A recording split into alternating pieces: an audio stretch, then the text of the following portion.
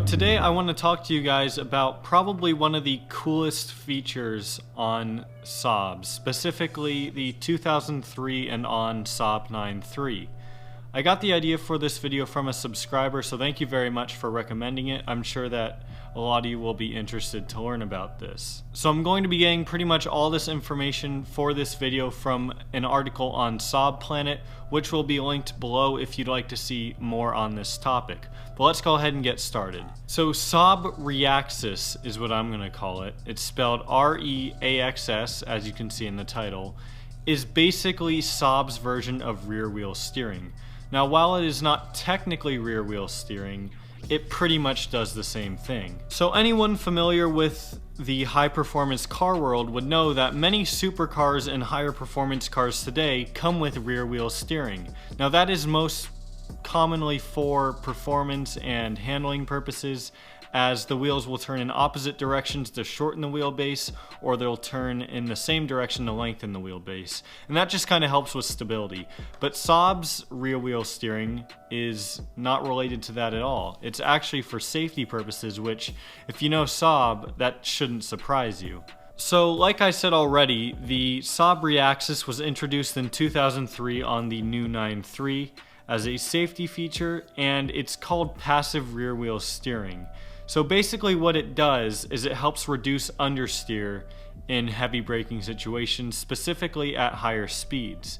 So what it does is it preloads the rear tires by applying some lateral force through toe-in as braking commences. So this video is going to have a lot of technical information in it and a lot of technical terms. I'm going to do my best to explain it in a more user-oriented way so that way everyone can understand it. And if you do have more questions about this, let me know down below in the comments. So the 2003 and on new 9.3 had a new suspension setup from the older 9.3s called 4-link rear suspension. The passive rear wheel steering was possible because of Saab engineers being able to tune the inboard and outboard suspension bushings. So basically, while cornering, the rear axle would induce a very slight deflection of both rear wheels. So they would technically turn, but it would be ever so slightly, just to help with stability and pretty much to help the car handle more safely at higher speeds. So depending on the turn that you're on and how severe it is and how hard you have to turn the wheel, that will affect how much those rear wheels turn.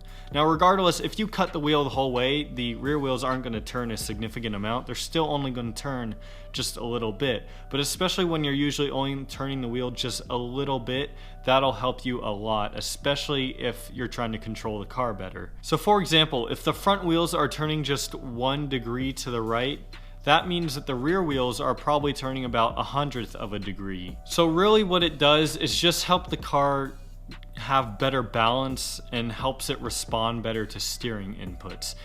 And honestly, having owned a 9.3 that has this for a year and a half, I really haven't noticed it at all, to be completely honest. I obviously have driven other cars. I have my Miata and then other cars as well, and I haven't ever noticed any sort of difference when turning at high speeds. And this is, again, something that's more safety oriented to help you give better control of the car than it is performance oriented for taking turns on a track at higher speeds or whatever. So if you do have a 9.3 of this generation and have experienced the rear wheel steering, let me know. Have you noticed it? Does it make a difference? What do you think? Because from personal experience, I haven't noticed a difference, and to be quite honest with you, I didn't really know that my car even had this until a couple months ago. So another thing that I just want to mention real quick is the development and time this could have taken to do this. It probably took hundreds of hours of research and development, and in the end, was it really worth it? Was this something that Saab sort of wasted money on and kind of helped to lead to their bankruptcy and demise and end? Let me know. Do you guys think that this is something that was useful or useless? Do you think that this is money well spent and research well done by Saab? Or do you think it's something that's just kind of worthless? Anyways, that's going to be it for this video. If you have more information about Saab ReAxs, let us know down below in the comments, because I'm sure I didn't do a perfect job of explaining it. Thank you guys so much for watching. I'll see y'all next video. Where do I go?